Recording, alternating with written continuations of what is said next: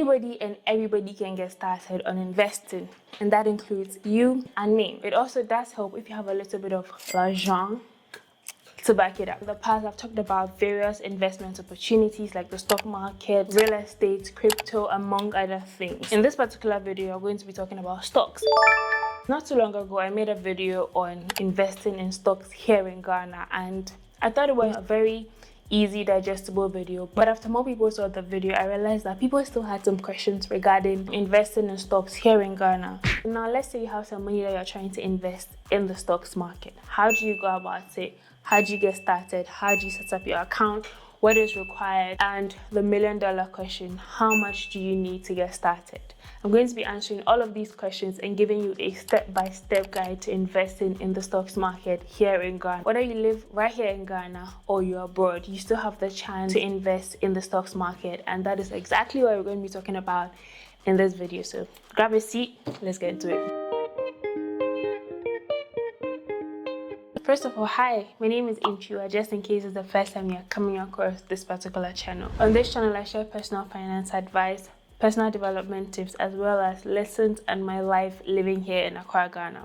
If you're not new to the channel, welcome back. So how do you get started on investing in the stocks market here in Ghana? The very first thing is you have to find a broker.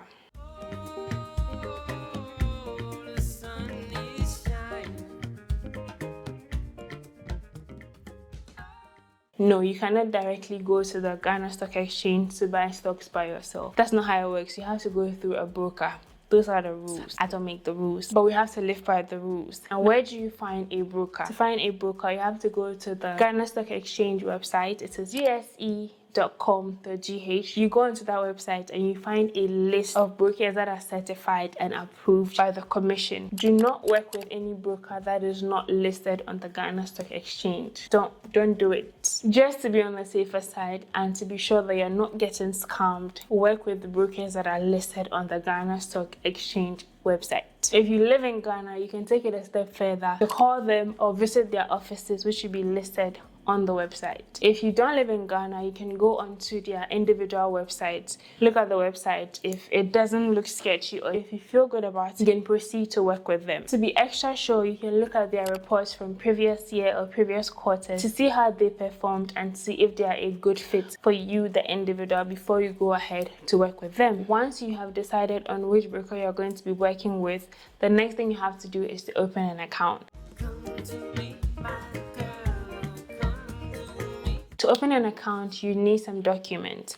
First of all, you need a passport picture. You need some form of identification, which can either be your passport and, in recent times, your Ghana card if you live in Ghana. You also would need a proof of residency. So that could be a utility bill or some sort of bill to prove that you're a resident in Ghana. Then they'll also require you to fill an account opening form, which you capture some details like how much money you make and what kind of work you do, just to be sure you're not some sort of fraudster, I guess. And if you don't live in Ghana, you need all of that. And then they'll also need to do some due diligence on you. So I believe you feel like a due diligence form that would capture how you're making your money, how much money you make, among other things, just to be sure that you're not going to be using your platform for money laundering or any other crimes that we don't need you to be indulging in. Once you have all of that, if you're opening your account online, you can just download the account opening form, fill the form, scan it together with all your documents and your picture, and then send it over to the broker you're working with.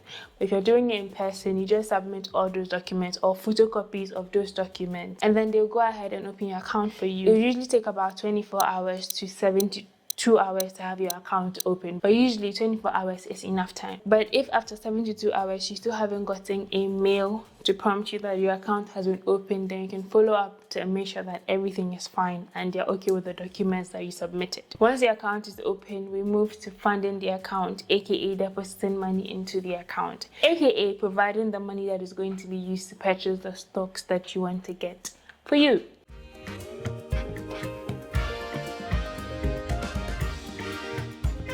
Most brokers allow you to transfer money via wire transfer, bank transfer. Is that the same thing? They also allow you to use mobile money if you are a resident of Ghana. And then of course, if you live in Ghana, some of them will actually allow you to walk into their offices to make the deposit. Most of them will allow you to make withdrawals through bank transfer, wire transfer, or mobile money.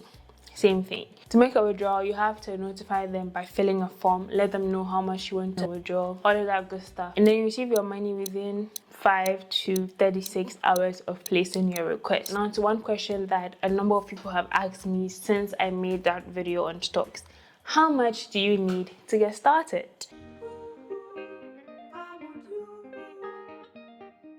It depends. That's the answer. It depends on what you're going for. In previous videos, I've talked about how some brokers will allow you to be part of an index fund of some sort.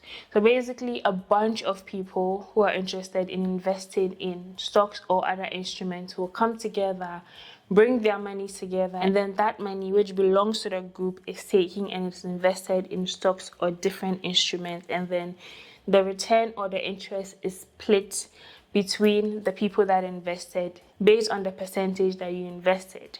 So that is an option. And for those ones, you can start with as little as 200 cedis or even 100 cedis or even lower for some of the brokers, because you're going to be taking money from different people, putting it together to be able to afford the stocks and all the other things that they're going to be investing in for you. But let's say you don't want to do the whole index fund thing or put your money together in a pool with other people, and you actually want to go onto the stock exchange, the Ghana Stock Exchange, and pick particular stocks that you're interested in. That usually has a high, you have to have it. So you have to have some money in your hands. You can't come with chicken change for the most part. So for those ones, you have to have a little bit of money, and the amount you're going to be investing is dependent on what kind of stocks you want and how much those companies are selling those stocks for. So if you're going to go that route, the broker that you picked will usually have a list of the stocks on their website, and then they allow you to go onto the website, look at the particular stocks, look at how much you're selling for, and then you can pick the stocks that you want to invest in, find your account, inform your broker, and then they would purchase those particular stocks for you. So there are two ways to go about it. They usually also advise you based on the knowledge that they have, so that you don't just go making impulse decisions or uneducated purchases. Now let's talk about fees. That is one way these brokers make money, from the fees that they charge for investing on your behalf or buying stocks or shares on your behalf. The fees vary from broker to broker, so you want to make sure that you're finding out what fees are involved based on the broker you decide to go with. Some brokers will charge you the fee right when you're funding your account for them to make the purchase, right? And it's either or, just so I don't scare you. It's usually at the beginning or when your investment has matured and you're withdrawing, either of them. I've never heard any broker do both. It's usually one of them. But be sure to ask to be aware of what sorts of charges are involved based on the broker. Remember, it's not a one-size-fits-all. From my other video, which I'm going to link in the description box, a number of people wanted to know brokers that I have personally worked with. And I'm not entirely comfortable sharing that information with you, not because I'm gatekeeping. I am not one of those people that would gatekeep. I believe that there's enough for us, for everybody to gain from. But I don't want to be the person that introduces you to something that ends up losing you money or isn't entirely beneficial to you. That is why, for the most part, I refrain from sharing brokers that I have worked with you. I want you to go out there.